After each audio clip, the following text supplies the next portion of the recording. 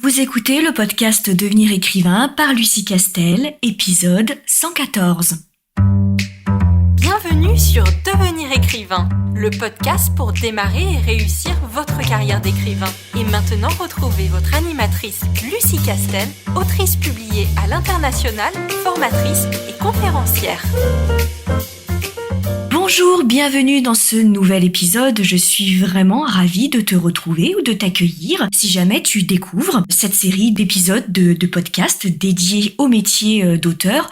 Aujourd'hui, nous allons aborder un sujet qui me tient particulièrement à cœur parce que c'est sans aucun doute le premier conseil que je donne à quelqu'un qui vient me voir et qui envisage de se faire publier ou de faire carrière en tant qu'auteur. Que ce soit bien entendu en auto-édition ou s'il décide finalement de soumissionner son manuscrit auprès d'un éditeur. Ce conseil-là que je donne systématiquement me paraît être le grand secret et la grande clé de réussite. Et quand je parle de réussite, c'est de durer dans le temps. C'est-à-dire de vivre de sa plume, mais de vivre de sa plume pas sur une sortie, qui va durer que quelques mois évidemment, mais de faire véritablement carrière en tant qu'écrivain.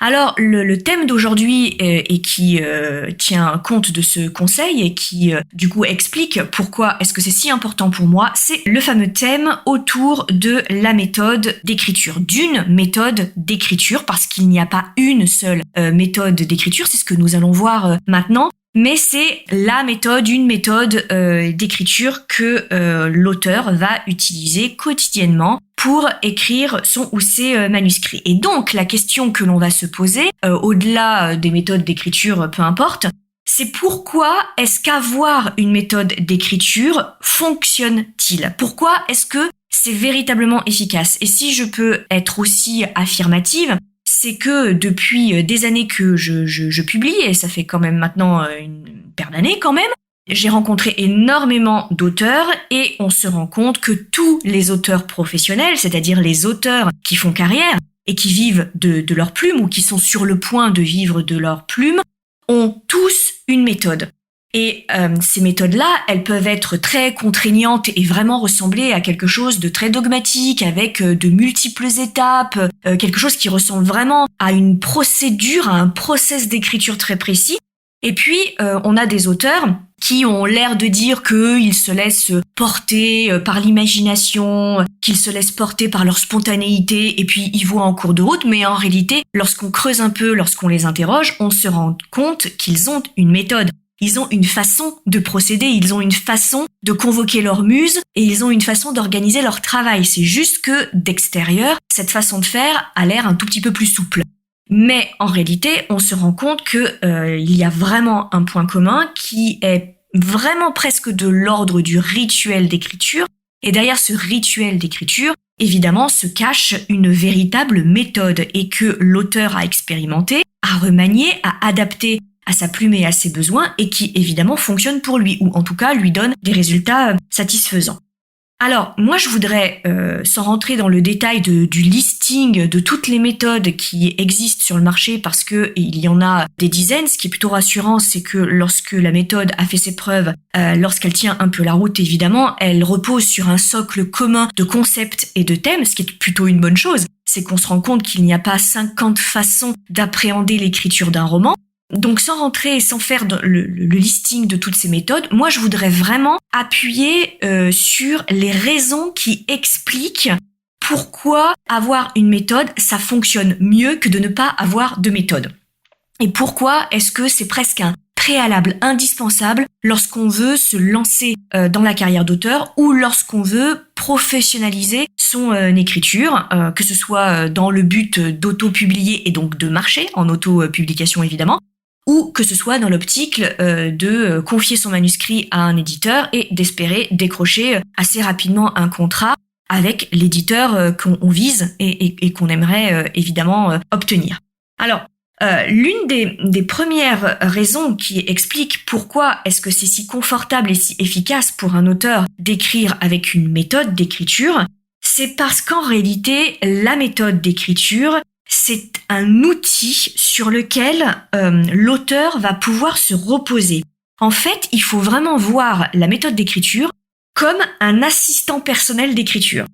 Et pourquoi est-ce que c'est si important d'avoir ce type d'aide ? C'est parce que en s'appuyant, en s'en remettant et en faisant confiance dans notre méthode, quelle que soit cette méthode, on va en réalité libérer son esprit, libérer sa créativité, et ça va nous permettre d'écrire le premier jet de son manuscrit et de le corriger en ayant l'esprit serein, parce que on a confiance en sa méthode, parce qu'on sait que cette méthode, elle est efficace. Donc, on la prend dans l'ordre dans lequel elle fonctionne pour nous. Et pendant qu'on passe les étapes les unes à la suite des autres, on peut vraiment se laisser porter par la fameuse étincelle créatrice, par la fameuse pulsion d'imagination, ou quand on entend certains auteurs dire moi je me laisse porter par les personnages, je me laisse porter par le récit et je vois où il me mène. Mais ça, on peut le faire quand on sait qu'on a une méthode qui nous protège et qui va s'assurer qu'on écrit quelque chose de qualité professionnelle, avec un minimum de technique narrative. Et comme on sait qu'on peut se reposer sur cet assistant d'écriture, alors à ce moment-là, évidemment, on peut, de façon complètement sereine, se laisser porter par les personnages et par l'intrigue, parce qu'en réalité, il n'y a aucune question qui nous empêche de nous laisser aller à cette imagination et à cette pulsion d'écriture. Il n'y a aucun doute qui entrave cette pulsion créatrice. Typiquement, avec une méthode qui fonctionne, on va pas s'arrêter en plein milieu d'une session d'écriture pour se dire « Ah bah merde, ce personnage-là, j'étais persuadée que j'allais m'en débarrasser dans le premier tiers de l'histoire, et puis bah au final, il est plutôt pas mal, je suis en train de le découvrir, ce personnage, et je me rends compte qu'il fonctionne plutôt bien. Donc finalement, est-ce que je le garderai pas ? Oui, mais alors si je le garde, est-ce que j'ai pas mis un peu plus tôt dans mes chapitres des choses qui prophétisaient qu'il allait pas faire long feu ? Donc est-ce que je devrais pas revenir en arrière ? Comment est-ce que je fonctionne ? Voilà, alors tout le temps qu'on passe à se poser ce type de questions, typiquement, ça ralentit l'écriture et ça ampute la fameuse pulsion d'écriture et la fameuse spontanéité. Très clairement, quand un auteur vous dit « alors moi je me laisse porter par la spontanéité de mon écriture », personne ne peut écrire un bouquin de 90 000 signes sans à un moment se poser et se dire « bon, alors qu'est-ce que je vais faire maintenant, arriver au point où j'en suis de mon intrigue ? J'ai ouvert plein de portes, il va peut-être falloir que je pense à les refermer. Donc dans quel sens est-ce que je les referme ? Ce personnage-là, est-ce que je suis contente de son évolution ou est-ce que j'ai pas envie de changer d'avis ? Et donc à un moment ou à un autre, on est quand même bien obligé de se poser et de réfléchir à ce qu'on va écrire, au message que l'on va transmettre au lecteur, aux émotions que l'on veut lui transmettre et bien sûr aux résultats que l'on veut obtenir à la fin du récit, évidemment au moment du dénouement. Donc, qu'on le fasse avant de se lancer dans le premier jet, cette espèce de stratégie d'écriture ou cette feuille de route, ou qu'on le fasse au fur et à mesure de l'écriture, ça reste quand même toujours une interrogation et une méthode d'écriture qui va accoucher d'une stratégie de narration qui part d'un point A au début pour arriver au point B à la fin. Et donc évidemment que si on a une méthode qui nous permet, de façon plus ou moins souple, plus ou moins détaillée et plus ou moins complexe, de savoir toujours à peu près où on va et par quels moyens on va arriver à ce résultat-là, évidemment on se rend bien compte qu'on va se poser bien moins de questions qui vont nous tomber dessus, auxquelles on n'aura pas du tout réfléchi, et qui va stopper littéralement cette espèce de pulsion créatrice, cette énergie de l'écriture qu'il faut qu'on garde le plus longtemps possible lorsqu'on se lance dans le premier jet. C'est-à-dire que plus on fait des pauses en se demandant bon alors qu'est-ce que je fais maintenant, où est-ce que je vais, qu'est-ce que va faire ce personnage, je sais plus ce que je voulais faire, est-ce que ça va être bien, est-ce que ça va pas être bien, plus on multiplie ce type de rupture, ce type de questions, plus on ralentit le processus créatif et plus on fait retomber l'énergie et la pulsion créatrice d'écriture. Or, ce qui fait qu'un premier jet est un bon premier jet, c'est-à-dire qu'il reste dans l'énergie, on est dans l'émotion, on est dans l'efficacité créatrice, ce qui fait que ce premier jet est un bon premier jet, c'est qu'on met de côté tous les questionnements purement pratiques et qui ne sont pas liés véritablement à l'inspiration du moment et à l'envie d'écrire. En gros, la méthode d'écriture, et c'est en cela qu'elle est très efficace, c'est qu'elle permet à l'auteur de mettre de côté toutes les questions chiantes et pratiques et basiques et matérielles autour de la narration et de l'intrigue globale pour, au moment où il écrit le premier jet, ne se consacrer qu'à son imagination, qu'à son énergie et qu'à son envie d'écrire, parce qu'il aura son assistant à côté et il saura exactement où il va. Et encore une fois, on n'a pas besoin de rentrer dans les détails, mais juste d'avoir une feuille de route qui nous garantit de ne pas faire n'importe quoi ou de pas devoir tout reprendre en plein milieu de l'écriture du manuscrit en se disant « Ouh là là, alors là je suis parti tellement loin ». Là, il faut que je raccroche les wagons de ce que j'ai écrit en début de roman, surtout si tu es du genre à faire des coupures dans ton écriture et que du coup tu as tendance à écrire un roman sur plusieurs mois. Donc ça, c'est le premier avantage d'avoir une méthode d'écriture. Et pourquoi est-ce que cette méthode d'écriture, elle est véritablement efficace ? Ensuite, je dirais que une méthode d'écriture, elle fonctionne. Pourquoi ? Parce qu'elle garantit un socle minimum de qualité narrative et de techniques d'écriture qui sont de nature professionnelle, c'est-à-dire attendues par un professionnel. Ce qui veut donc dire que lorsqu'on envisage de se professionnaliser, c'est-à-dire qu'on envisage soit de sortir en auto-édition et que ça fonctionne suffisamment pour vivre de sa plume en auto-édition, ou que l'on envisage d'être publié par un éditeur, l'un comme l'autre, ce sont des carrières professionnelles. Donc, soit le lecteur va attendre un socle minimum de techniques narratives alors qu'il ne connaît pas, on est bien d'accord, mais inconsciemment, ça permet quand même de faire le tri entre ce qu'il appelle un roman complètement nul, avec des personnages très peu crédibles, avec une intrigue complètement capillotractée et avec des portes qu'on ouvre qu'on ne sait pas fermer. Alors, il ne saura pas mettre des mots professionnels et techniques dessus, mais il saura faire la différence entre un roman où il se dit « mais c'est pas possible le nombre de coquilles qu'il y a, mais c'est auto-édité, il fait vraiment n'importe quoi », qui va donc obliger l'auteur à avoir un bouquin de qualité professionnelle quand bien même il s'auto-éditerait, il va passer par un correcteur éditorial professionnel, bien entendu, je ne le répéterai jamais assez. Et de l'autre côté, quand on envisage une carrière auprès d'une maison d'édition, l'éditeur, c'est un professionnel. Donc l'éditeur, lui, il ne publie pas n'importe quoi, il publie des romans qui, au minimum, disposent de qualité narrative professionnelle. En fait, on ne s'invente pas auteur. Il y a une technique derrière. Je le répète à longueur de podcast, mais parce que j'entends encore des personnes, alors la plupart du temps, ce sont des personnes qui n'écrivent pas, mais passons. J'entends encore des personnes qui disent que tout le monde potentiellement peut écrire un roman, qu'il n'y a pas de technique particulière. Du moment qu'on a appris à écrire et à lire à l'école, ça c'est bien suffisant. Absolument pas, absolument pas. Et j'espère que comme tu m'écoutes en ce moment, toi aussi tu es convaincu que écrire un roman répond à des techniques narratives. Alors, plus ou moins subtiles, évidemment, que tu maîtriseras plus ou moins bien, évidemment, mais au minimum, il faut que tu essayes de les mettre dans ton roman, parce que de toute façon, tu vas te faire retoquer par les éditeurs s'ils ne présentent pas un socle minimum de qualité rédactionnelle. Et alors, le gros avantage, c'est que toutes les méthodes d'écriture qui sont sur le marché, alors qui fonctionnent un peu, pas les méthodes d'écriture qui sortiraient de nulle part par des personnes qui n'ont jamais écrit, qui n'ont jamais été soit auto-publiées avec un succès, on est d'accord, soit en maison d'édition traditionnelle. Donc voilà, mais ça en règle générale, ces méthodes-là, on en parle assez peu. Bref, toutes les méthodes qui ont fait un peu leur preuve sur le marché, elles reposent sur un socle minimal de qualité rédactionnelle dite professionnelle. Et c'est toujours les mêmes concepts, ce qui est une bonne chose. T'as peu de chance de tomber sur une méthode d'écriture qui te raconte n'importe quoi.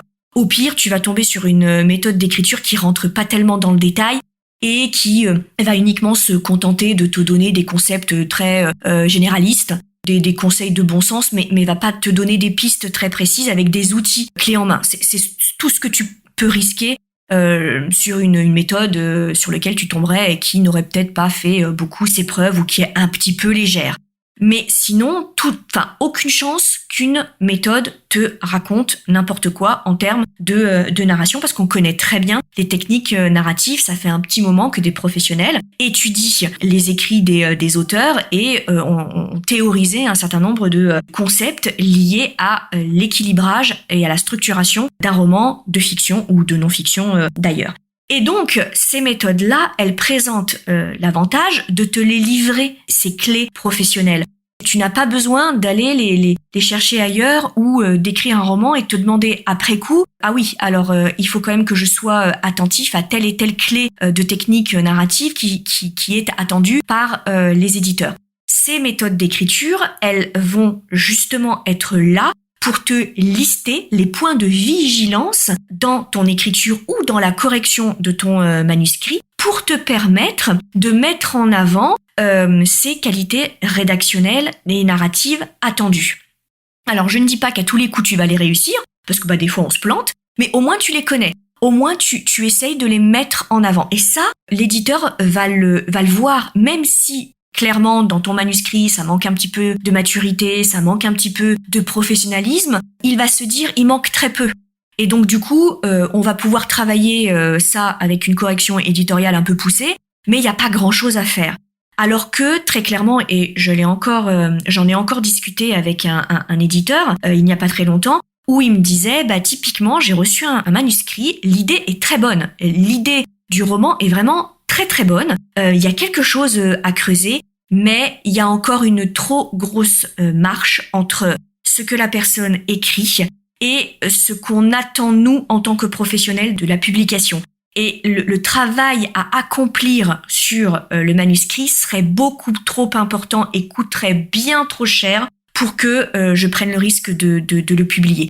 Pour une bonne raison, c'est que à côté de ça, il y a quantité de manuscrits que l'éditeur reçoit qui ont des idées tout aussi bonnes ou peut-être même un peu moins bonnes, mais avec des qualités rédactionnelles qui ne nécessitent pas de faire réécrire entièrement le livre par l'auteur.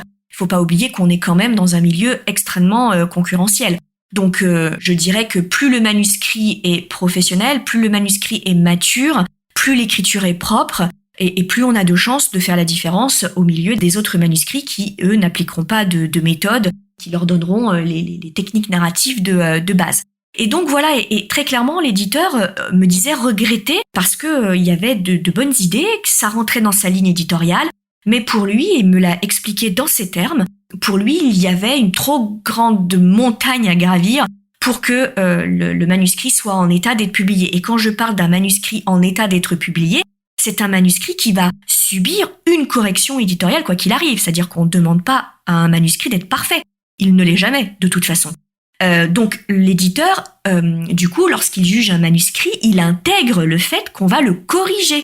Donc il ne demande pas à ce qu'il soit parfait, mais qu'il présente un socle minimal de techniques narratives professionnelles. Et les méthodes d'écriture te donnent ces techniques minimales. Raison pour laquelle il faut quand même que tu vérifies dans tes méthodes qu'elles rentrent vraiment dans le détail technique. C'est-à-dire que les concepts de base, c'est très bien, il faut que tu puisses les acquérir, donc ça c'est une bonne chose, mais à un moment tu es un professionnel de l'écriture, donc il faut qu'on te donne des clés. Il faut qu'on te dise très clairement, voilà comment tu mets en place, comment tu traduis dans ta narration très précisément tel et tel concept non négociable par les éditeurs. Troisième grande qualité qui explique qu'une méthode d'écriture, elle fonctionne toujours, c'est que cette méthode, c'est un gain de temps exceptionnel. Ça, c'est certain. Pourquoi ? Parce que cette méthode-là, dès le départ, elle est conçue pour hiérarchiser les tâches qui sont essentielles, primordiales, prioritaires, des tâches qui sont accessoires, voire anecdotiques. Parce que le problème, c'est que lorsqu'on se lance la tête dans le guidon dans l'écriture d'un roman, on est possédé par son histoire, par ses personnages, etc. Et on a la tête dans le guidon. Donc on ne fait plus du tout la différence entre ce qui est de l'ordre de l'essentiel et ce qui est de l'ordre de l'accessoire. Et on prend le risque de s'éparpiller.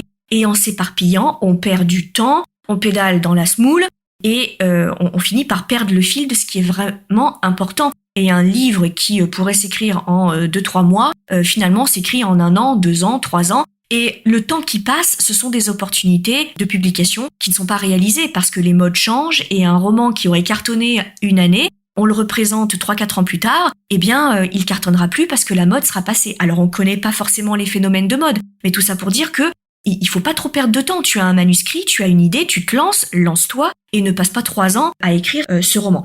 Donc, la méthode d'écriture, elle te fait gagner du temps parce que, encore une fois, c'est une feuille de route.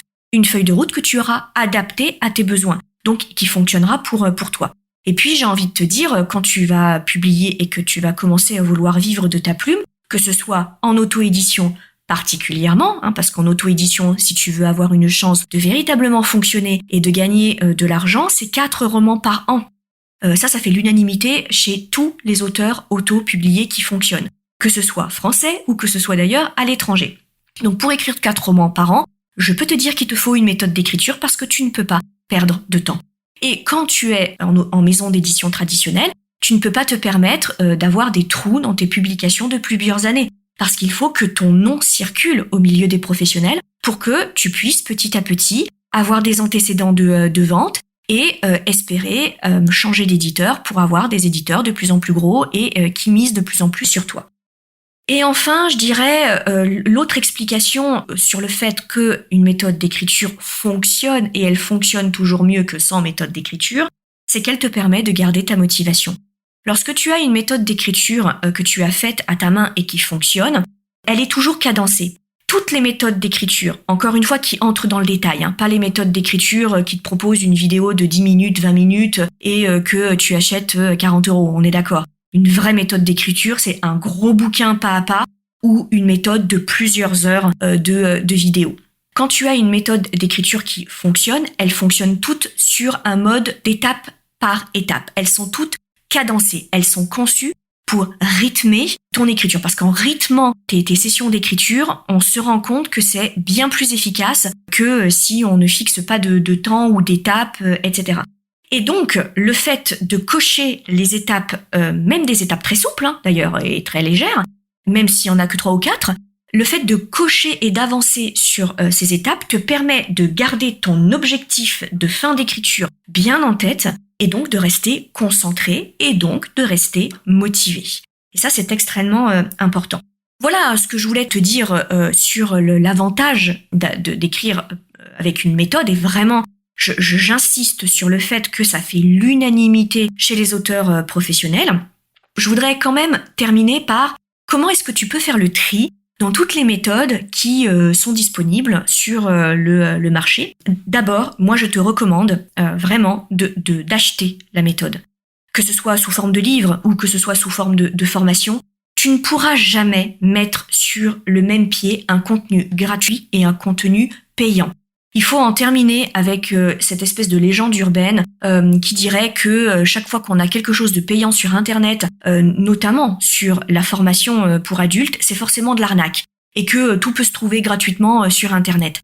Non, en fait, les gens qui tiennent un peu la route sur les formations pour adultes sur Internet, c'est-à-dire qui sont là depuis plusieurs années, avec du recul et avec des gens qui témoignent derrière, ce ne sont pas des arnaqueurs. En fait, ils n'ont aucun intérêt à vous arnaquer parce que, en fait, leur intérêt, c'est de perdurer et que si la formation ou les techniques d'écriture, c'est vraiment n'importe quoi, ça va se savoir.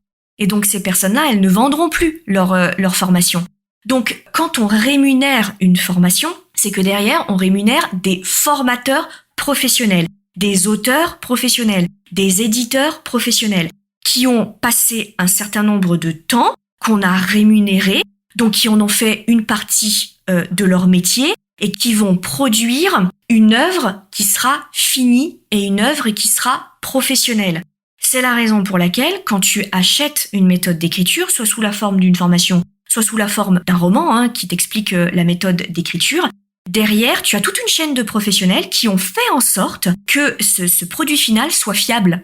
Du coup, il est passé entre les mains de multiples éditeurs, de correcteurs, de gens qui ont fait la formation, de bêta-tests, etc., etc. Donc, ce que tu obtiendras dans une méthode d'écriture que tu as achetée, c'est infiniment plus que ce que tu auras en contenu gratuit. Parce qu'en contenu gratuit, il faut bien savoir que les professionnels qui prennent sur leur temps pour faire du contenu gratuit, ils ne peuvent pas consacrer la totalité de leur journée à ce contenu gratuit, parce que sinon, ils ne mangeraient pas, en fait. Ils ne seraient pas payés à la fin du mois et tout travail mérite salaire. Donc, c'est le premier conseil que je te donne. Paye ton conseil d'écriture, paye ta méthode. Selon ta bourse, fort heureusement sur Internet, il existe une gamme de prix très échelonnés sur les méthodes d'écriture. Ça peut aller de quelques euros parce que c'est un e-book, par exemple, à plusieurs centaines, voire milliers d'euros lorsqu'il y a un accompagnement, lorsqu'il y a une équipe de professionnels derrière. Évidemment, c'est pas du tout le même objectif et ça dépend tes besoins et évidemment, ça dépend aussi ta bourse. Ensuite, sur le fond, comment tu fais pour choisir parmi toutes les offres que tu as en face de toi ? Tout d'abord, il faut que tu regardes absolument si la méthode, elle est adaptable.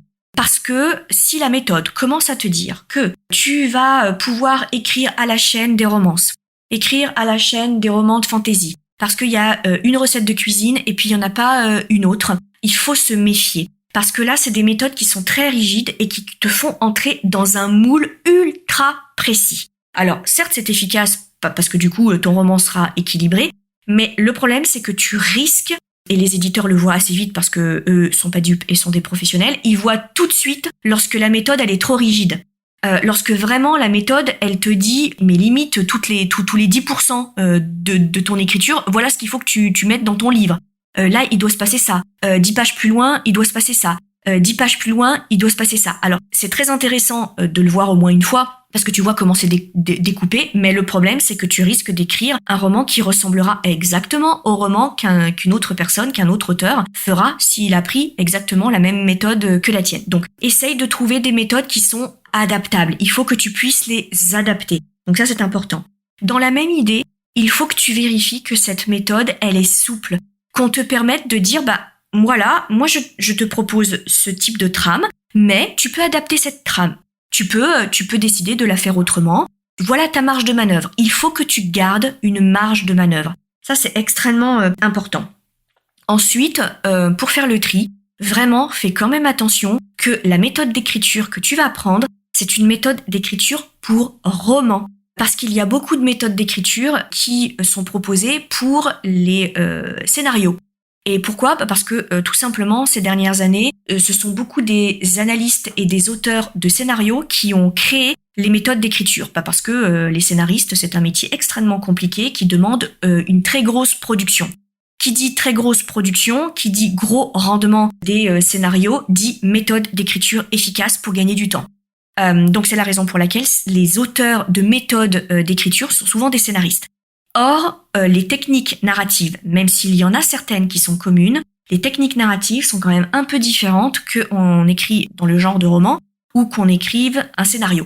Donc vraiment, toi, destine-toi aux méthodes d'écriture qui sont des méthodes d'écriture qui sont adaptées au roman. Ensuite, quand tu as cette méthode d'écriture, il faut vraiment que tu la testes une fois, voire même 2 fois, et qu'après, tu reprennes la main et que tu l'adaptes à ta main. En fait, les méthodes d'écriture, une bonne méthode d'écriture, c'est une méthode d'écriture qui te permet de l'adapter à tes besoins.